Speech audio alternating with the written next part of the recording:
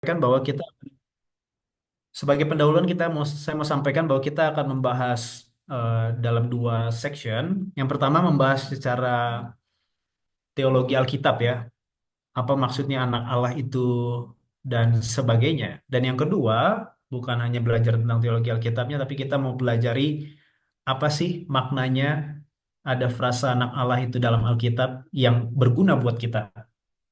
Jadi itu dua pelajaran yang akan kita pelajari bersama.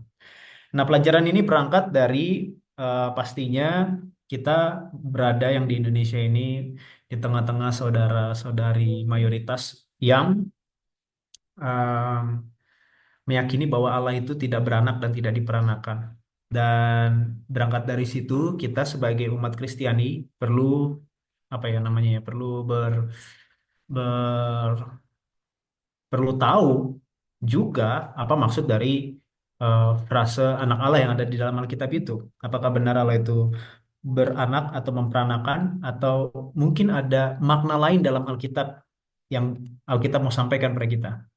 Dan yang kedua, pelajaran ini berangkat dari bukan hanya di kalangan non-Kristen, bahkan di kalangan kekristenan pun ada juga pelajaran tentang anak Allah ini yang bercerita bahwa Yesus Kristus yang dimaksud sebagai anak Allah itu adalah satu oknum yang menjadi anak yang sulung yang diperanakan oleh Allah jauh sebelum semua ada diciptakan.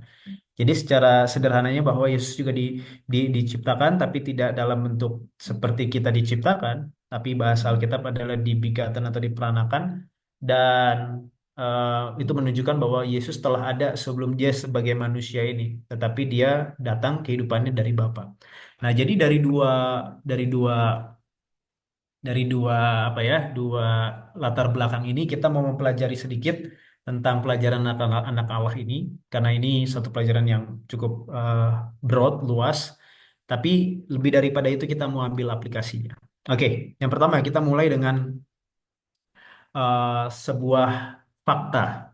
Tahukah saudara di dalam Alkitab kata anak kalau di dalam bahasa Arabnya itu bin ya, misalnya saya Alex bin baru nama bapak saya. Kalau dalam bahasa Ibraninya itu ben, itu anak. Oke. Jadi kalau disebut kan biasa begitu. Jadi anak atau kepangkatan anak ini, kalau bahasa Inggrisnya itu sonship ya. Jadi anak atau anak ini kalau yang dimaksud anak lebih merujuk kepada yang laki-laki, bukan yang perempuan. Oke. Kalau dalam bahasa Inggrisnya kan sonship. Son itu kan anak laki-laki, bukan childship kan gitu. Jadi kepangkatan anak dalam Alkitab ini adalah sebuah mekanisme untuk melacak garis keturunan. Jadi yang dilacak adalah garis keturunan. Nah, dari situ kalau saudara lihat kejadian pasal 5, itu kan ada banyak tuh. Ada memperanakan Set, memperanakan Enos, dan seterusnya sampai kepada Nuh, keturunan ke-10 dari Adam.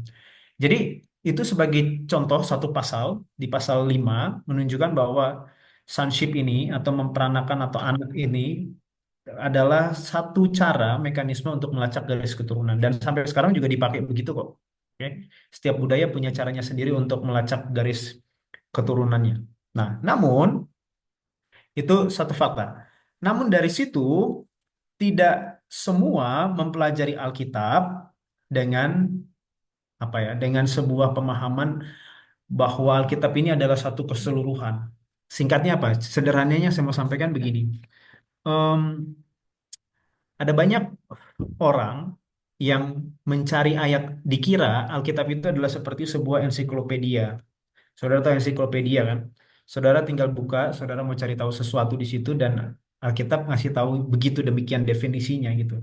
Jadi banyak orang menganggap Alkitab ini sebagai sebuah ensiklopedia di mana kalau saya punya keyakinan sesuatu, keyakinan, contoh sesuatu keyakinan tentang anak Allah ini yang bahwa anak Allah ini adalah oknum yang diperanakan dahulu, maka saya tinggal cari ayat Alkitab yang mana menurut saya itu cocok untuk mendukung keyakinan saya. Nah, ini namanya metode proof text, ayat membuktikan. Jadi ini metode di mana seseorang menggunakan satu ayat Alkitab atau satu cerita atau satu apa untuk membuktikan posisi teologisnya tanpa dia memperhatikan mau ayat itu bicara apapun konteksnya apa dia tidak terlalu peduli yang penting ayat itu dipakai untuk membuktikan oh ini loh begitu. Nah, dengan pelajaran kita di malam hari ini frasa anak Allah ini mudah sekali untuk kita di apa bahasanya ya disalah mengerti disalah pahami karena ini adalah sebuah kata anak ini adalah sebuah kata yang hari-hari kita pakai dan tanpa memperhatikan kontekstual cerita Alkitabnya, kita bisa bilang anak ini ya berarti adalah seseorang yang diperanakan oleh orang tuanya, kan begitu aja.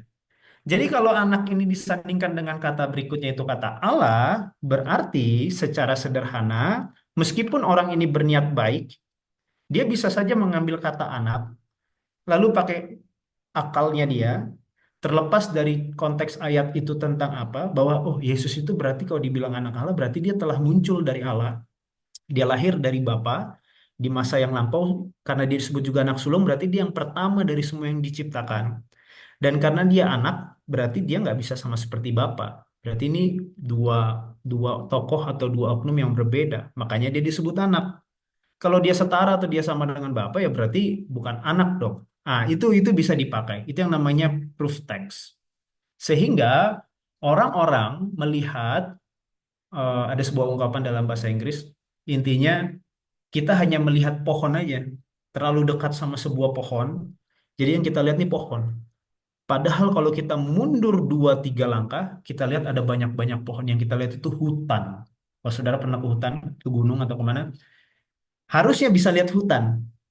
Tetapi karena terlalu dekat dengan sebuah pohon, terlalu dekat dengan ayat itu, karena ada kata anak Allah, contohnya Yohanes 3:16 ya, karena begitu besar kasih Allah akan dunia ini sehingga ia mengaruniakan anaknya yang tunggal, sehingga kita terlalu dekat dengan bukan artinya nggak boleh dekat-dekat dengan ayat, bukan itu maksud saya, tapi kita terlalu terlalu dekat wajah kita, pemikiran kita dengan ayat itu, sehingga kita nggak bisa melihat keseluruhan.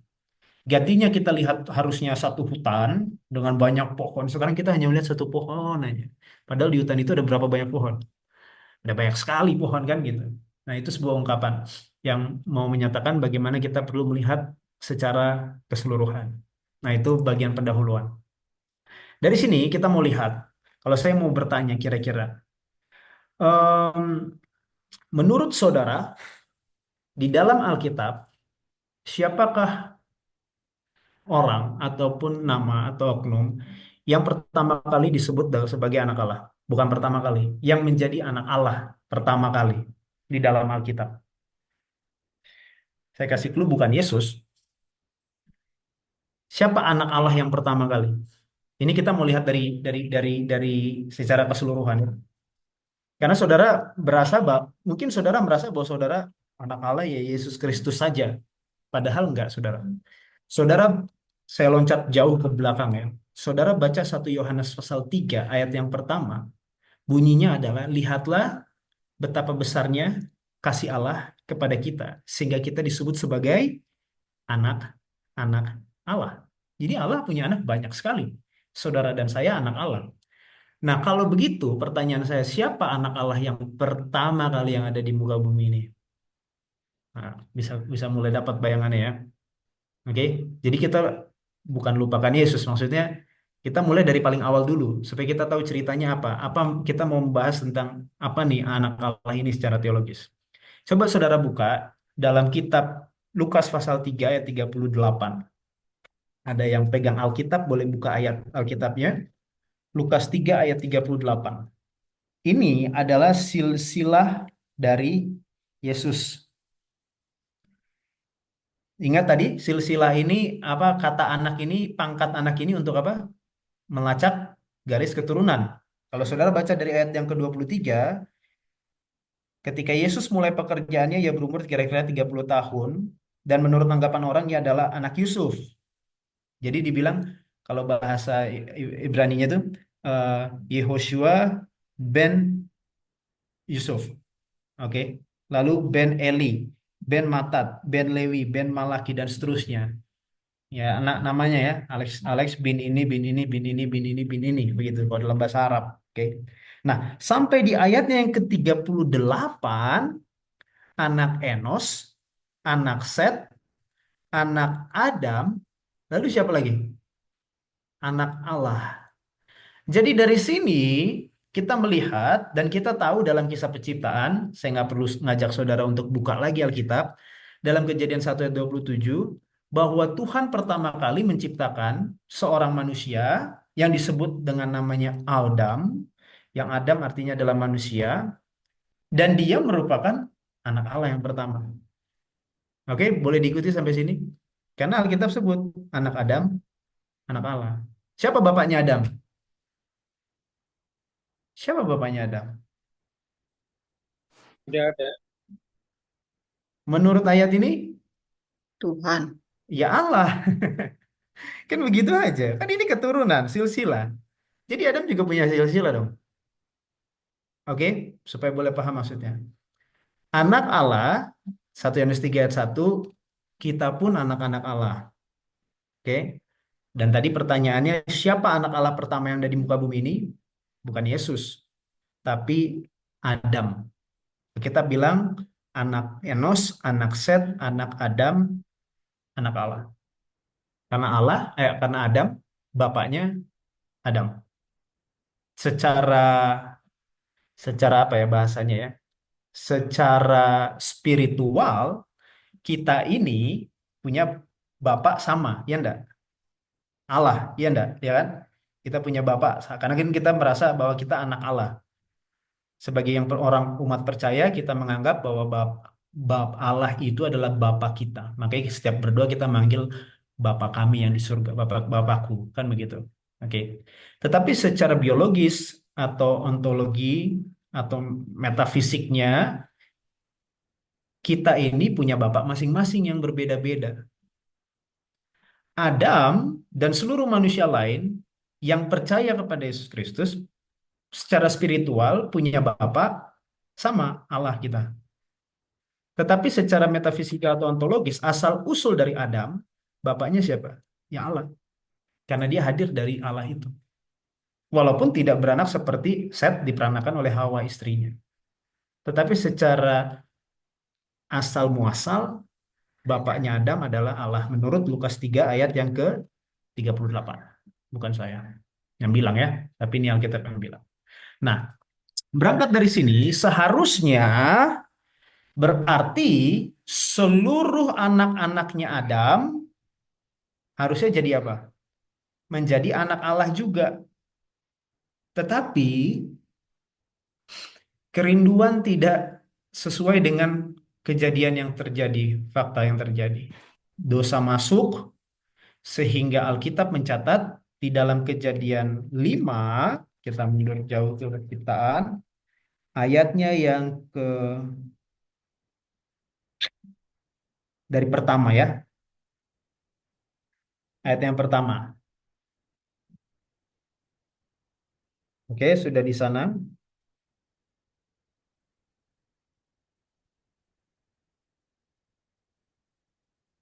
Saya bacakan ayatnya yang pertama. Inilah daftar keturunan Adam. Pada waktu manusia itu, si Adam itu diciptakan oleh Allah, dibuatnyalah dia menurut rupa Allah. Karena atas dasar rupa inilah sehingga dia disebut anak Allah. Sebagaimana kan ada ungkapan kan, like father, like son. Makanya wajahnya bisa mirip dengan anak. Begitu. Kenapa Adam disebut anak Allah? Karena dia diciptakan menurut rupa rupa Allah. Sesederhana itu aja. Ayat 2, laki-laki dan perempuan diciptakannya mereka, ia memberkati mereka dan memberikan nama manusia kepada mereka pada waktu mereka diciptakan.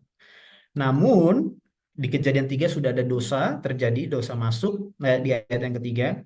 Setelah Adam hidup 130 tahun, ia memperanakan, di sini ada mulai beranak ya, seorang laki-laki, tapi perhatikan kalimat berikutnya. Menurut rupa dan gambar siapa, saudara? Apakah di ayat yang ketiga? Ada memperanakan Set, seorang anak laki-laki itu menurut rupanya siapa? Apakah rupanya Allah? Enggak.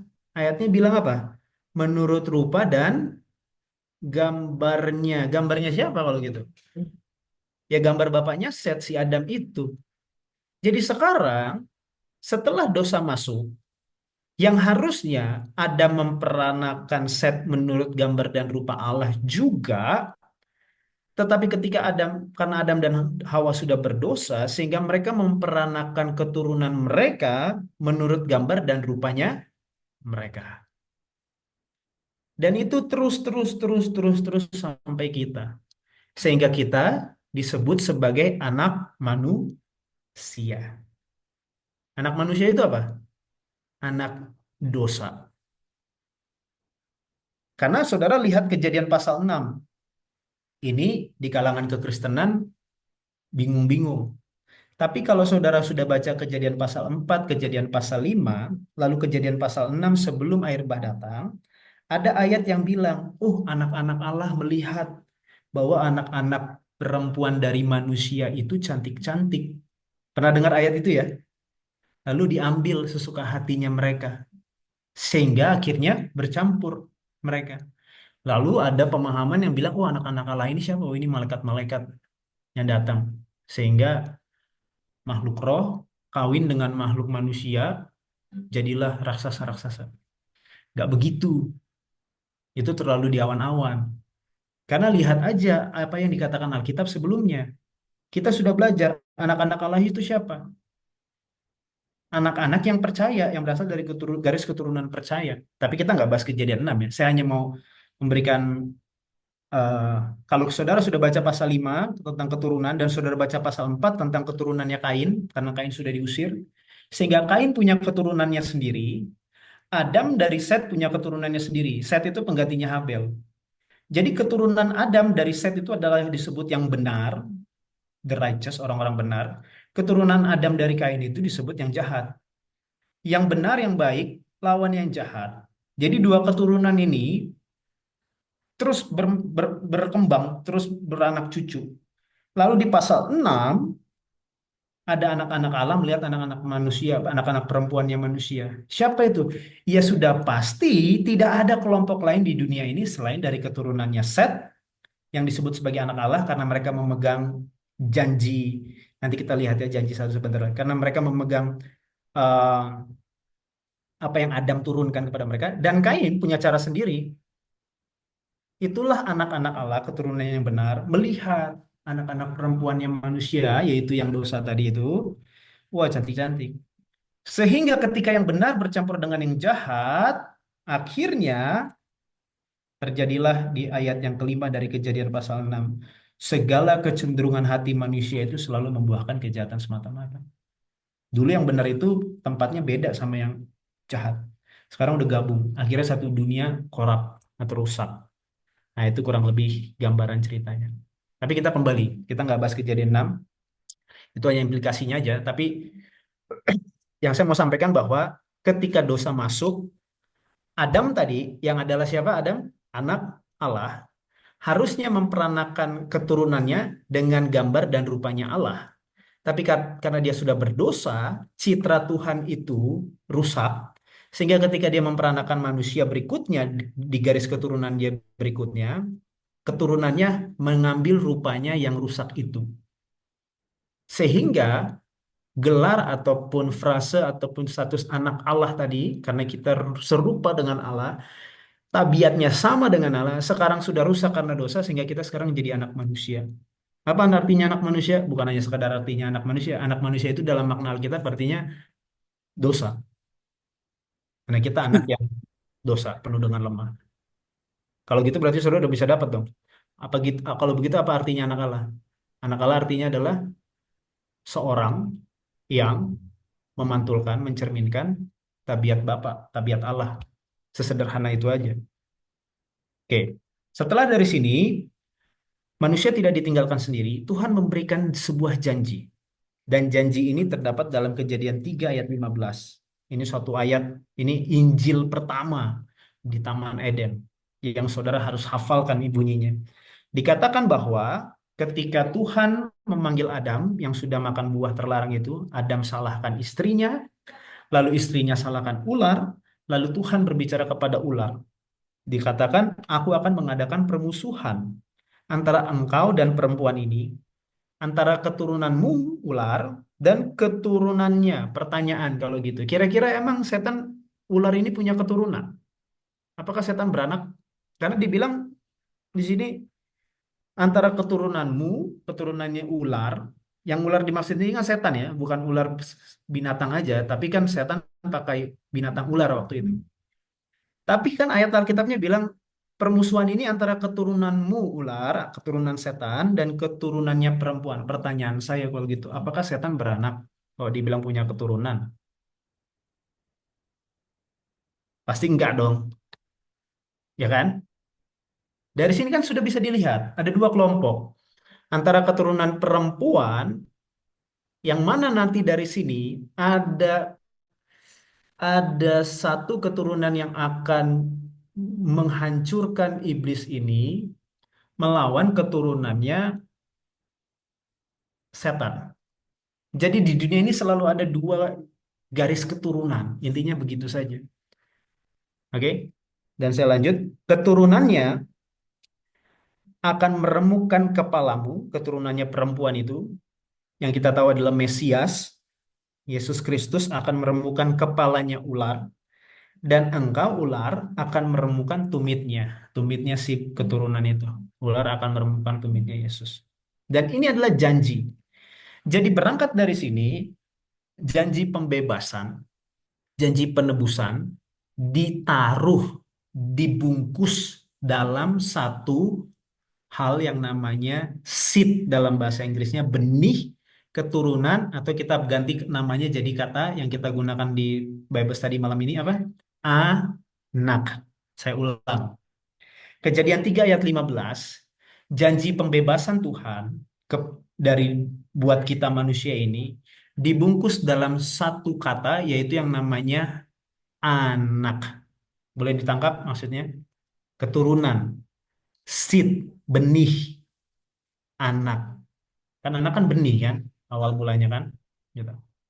Jadi janji pembebasan seluruh isi Alkitab ini tentang penebusan manusia dikapsulate, dimasukin ke dalam sebuah kapsul kecil kayak ada obat canggih, hanya dimasukin dalam satu kapsul kecil dan itu disebut dengan namanya anak.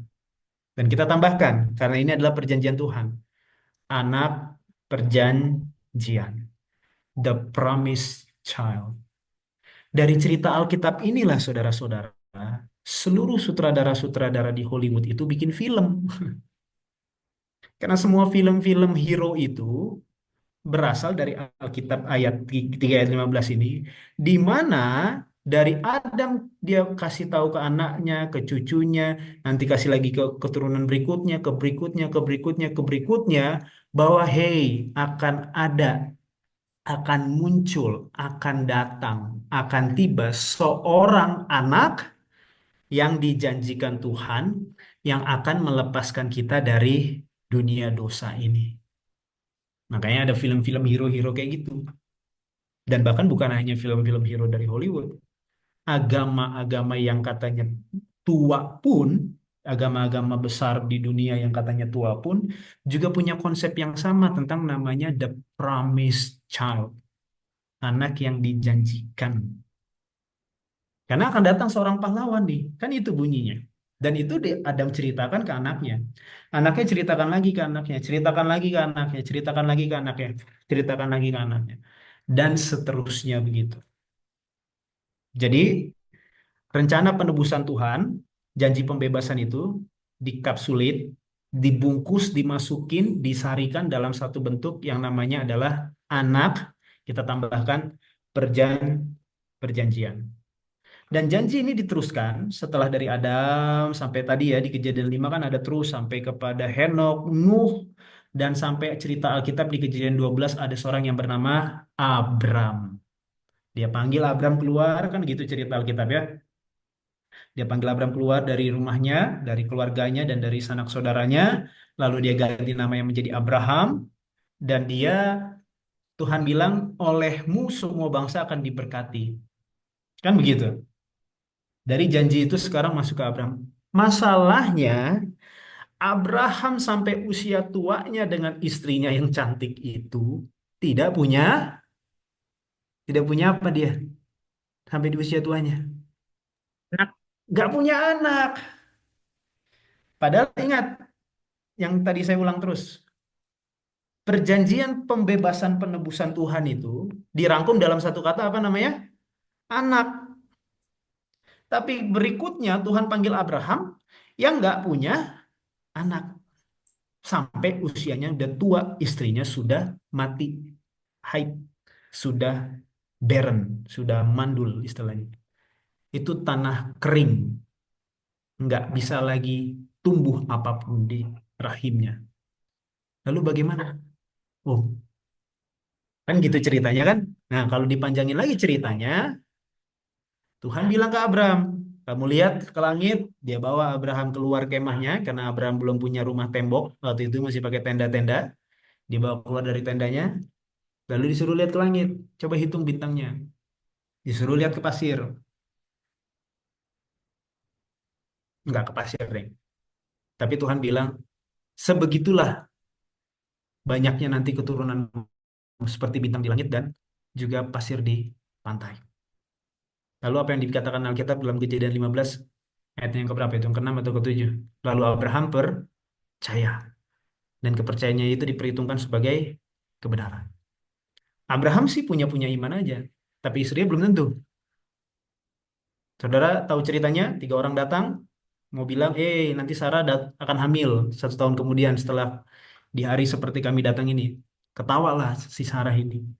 Nah, bagaimana mungkin saya bisa hamil? Udah tua, sudah mati haid, sudah mandul. Lalu dia bilang, "Eh, sebagaimana yang dijanjikan Tuhan." Lalu akhirnya singkat cerita dia punya anak Ishak. Walaupun sebelumnya sudah ada drama ya, drama Hagar dan Hagar melahirkan anak Ismail.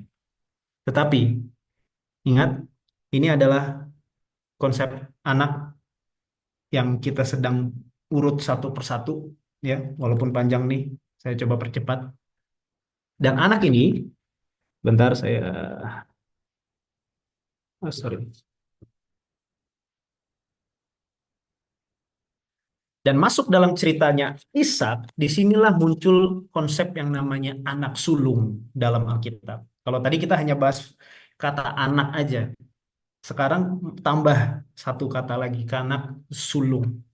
Di mana dalam Alkitab anak sulung itu adalah anak perjanjian.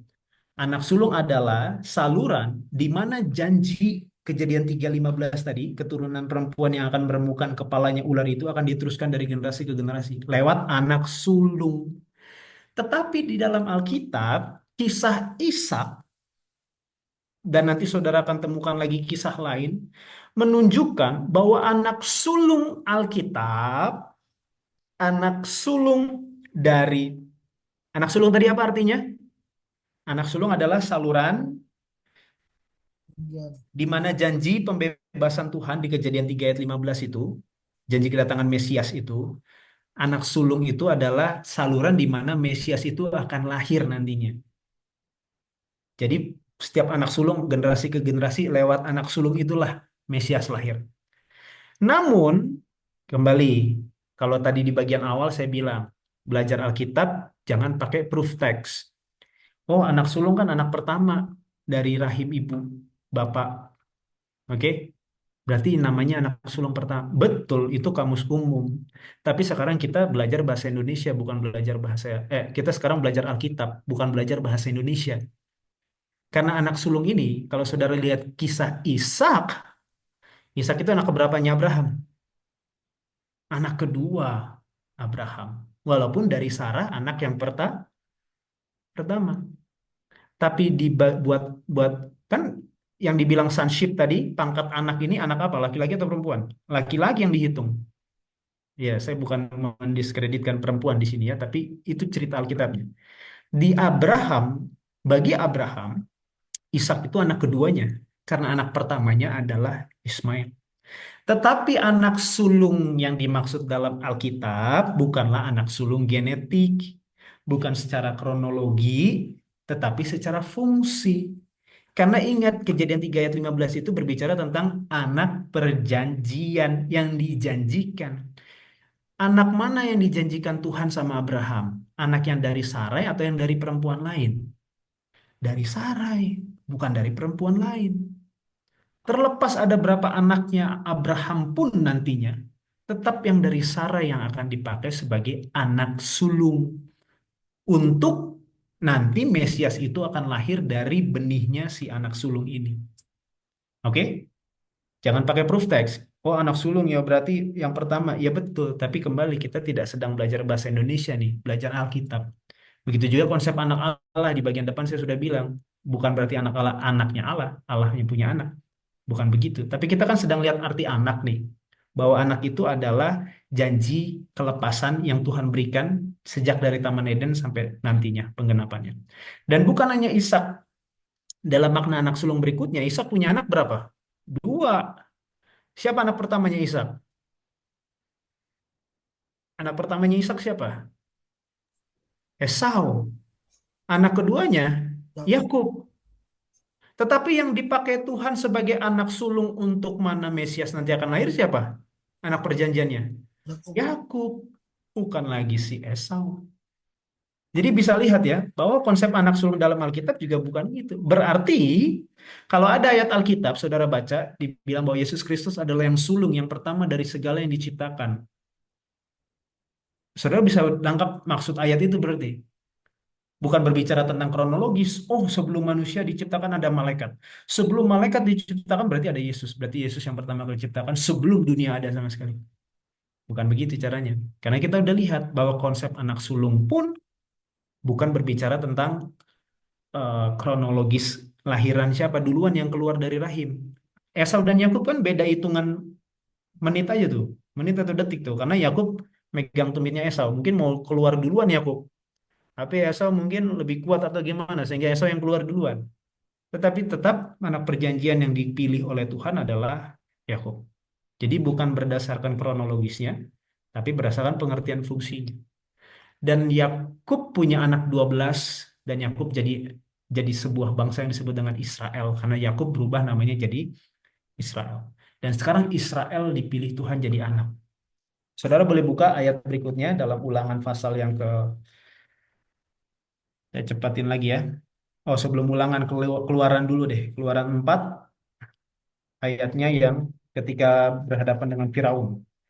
Keluaran 4 ayatnya yang ke-22.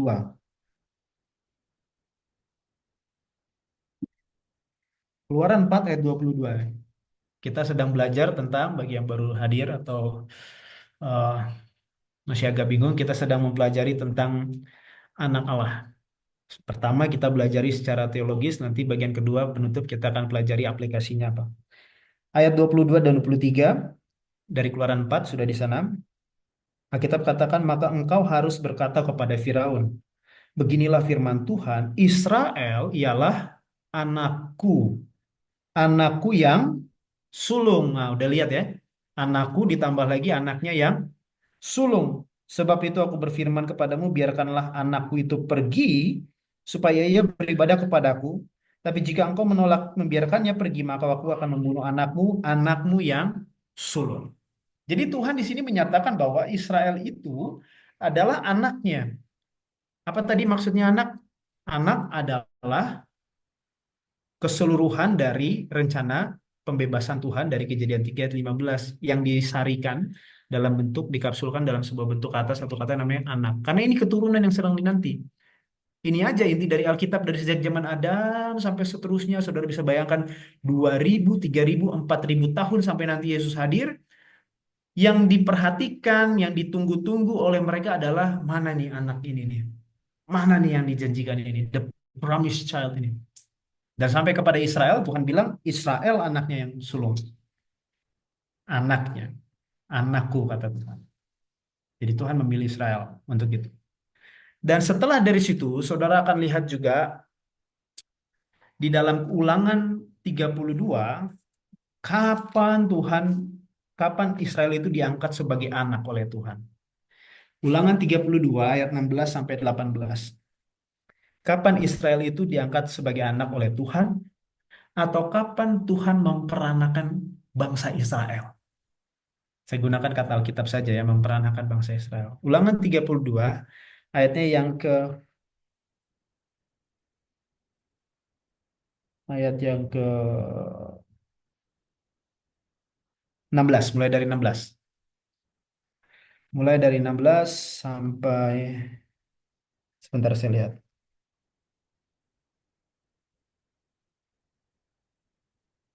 Ayat yang ke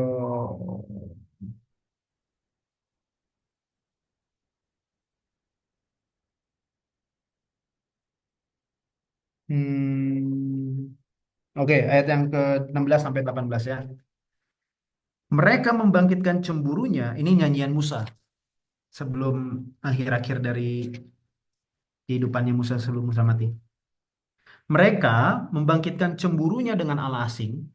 Mereka menimbulkan sakit hatinya dengan dewa kekejian. Ayat 17, mereka mempersembahkan korban kepada roh-roh jahat yang bukan Allah, kepada Allah yang tidak mereka kenal. Allah yang baru yang belum lama timbul, yang kepadanya nenek moyangmu tidak gentar. Ayat 18. Gunung batu, yaitu maksudnya Allah, gunung batu yang memperanakan engkau telah engkau lalaikan, yaitu Allah engkau telah lalaikan, dan telah kau lupakan Allah yang melahirkan engkau. Kalau gitu, dari keluaran tadi 4 dan ulangan 32. Alkitab bilang, Musa bilang bahwa Allah yang sebagai gunung batu itu memperanakan Israel, dan Israel melalaikan Tuhan itu, dan telah juga dilupakan Allah yang melahirkan engkau Israel. Kapan Israel dilahirkan oleh Allah?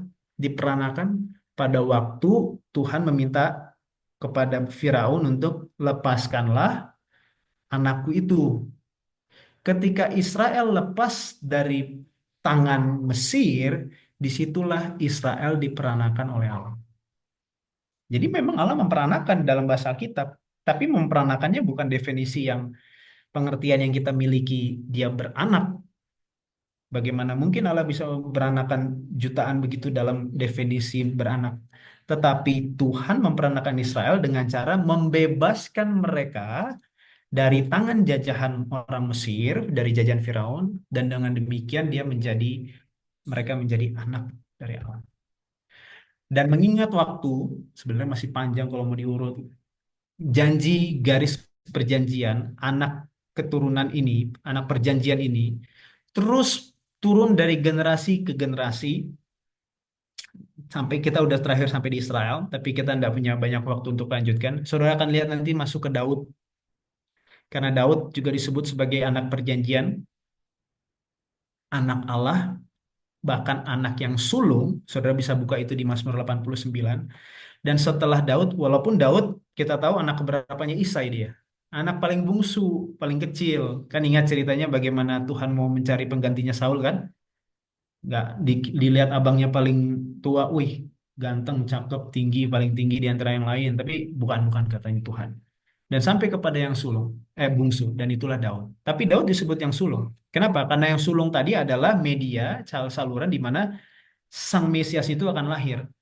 Tapi anak sulung ini bukan kronologis, bukan genetika sulung, tapi secara fungsi, secara spiritual, anak sulung. Lalu setelah Daud ada Salomo. Salomo pun bukan anak sulungnya Daud, karena anak sulungnya Daud, kalau saya nggak salah, adalah eh, Amnon, Amnon kalau nggak salah.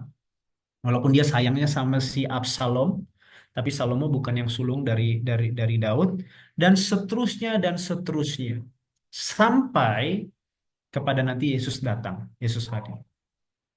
Nah, di bagian ini kita mau pindah dari perjanjian lama ke perjanjian baru, supaya ketika kita membaca konsep di dalam Alkitab, ada banyak ayat Alkitab di perjanjian baru di kitab Injil berbicara tentang anak Allah. Matius tulis anak Allah, Markus menulis anak Allah, Lukas menulis anak Allah, Yohanes apalagi menulis tentang anak Allah.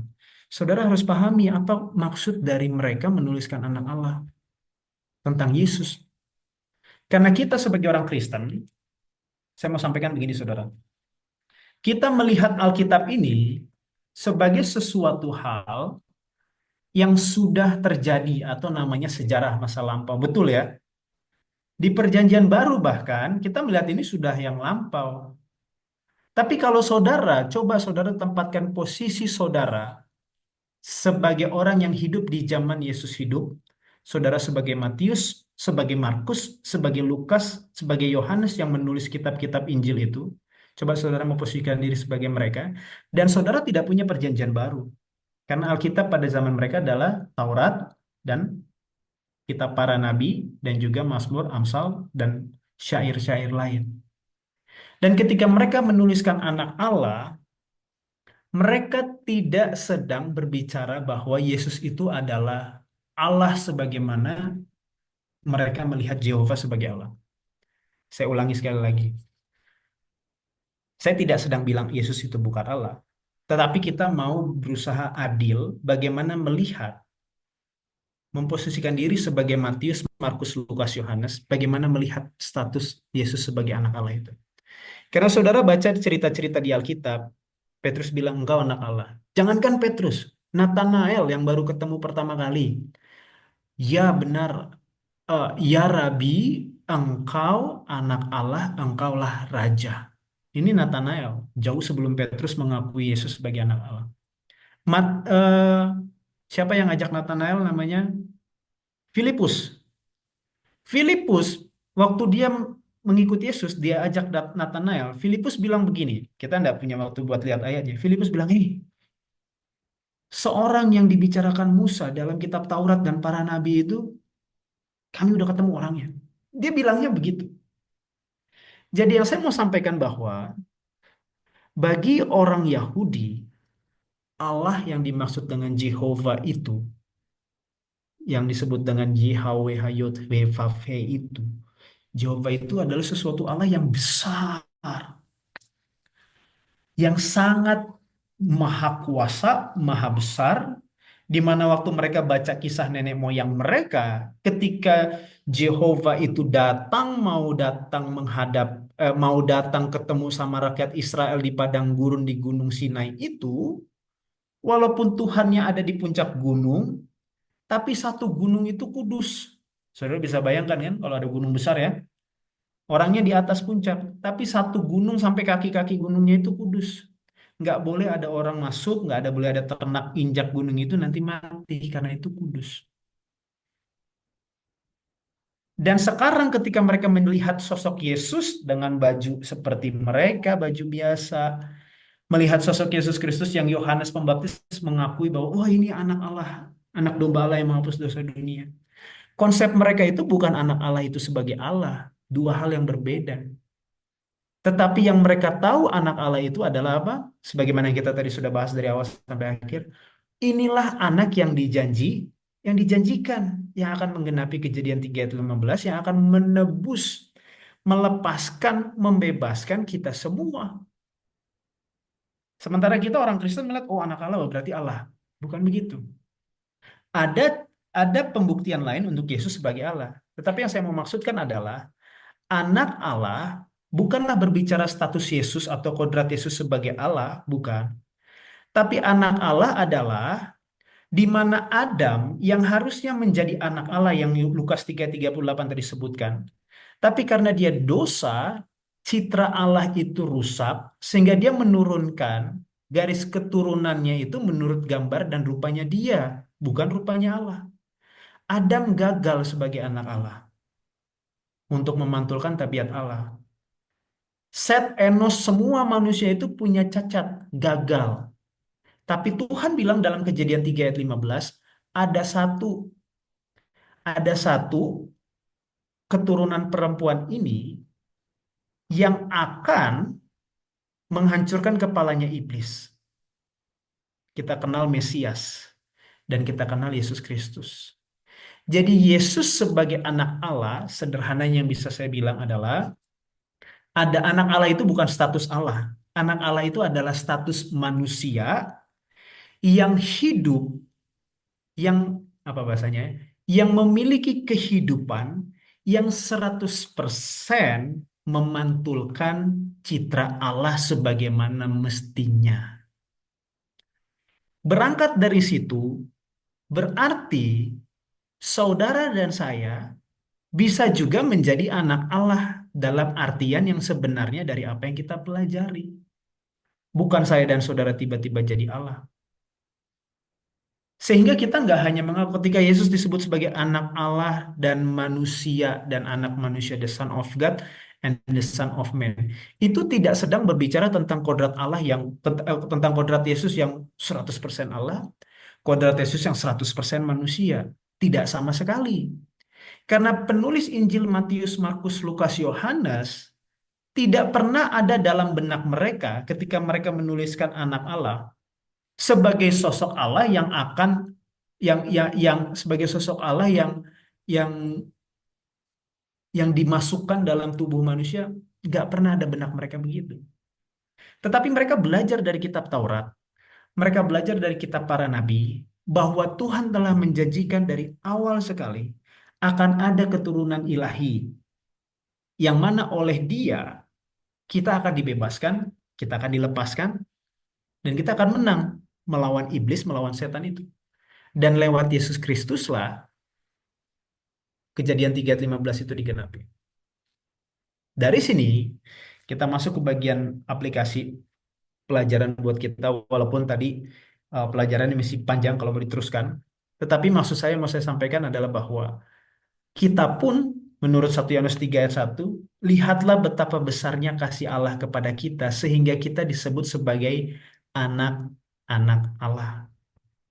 Dalam Roma 8 ayatnya yang ke ini saya harus buka karena saya nggak hafal. Roma 8 ayat 14. Semua orang yang dipimpin roh Allah adalah anak Allah. Jadi kita nggak hanya mau sebagai anak manusia secara daging aja nih. Tetapi secara roh kita juga harus menjadi anak Allah. Apa maksudnya? Hidup sebagaimana Yesus hidup, menggenapi semua tuntutan hukum di dalam kehidupan kita.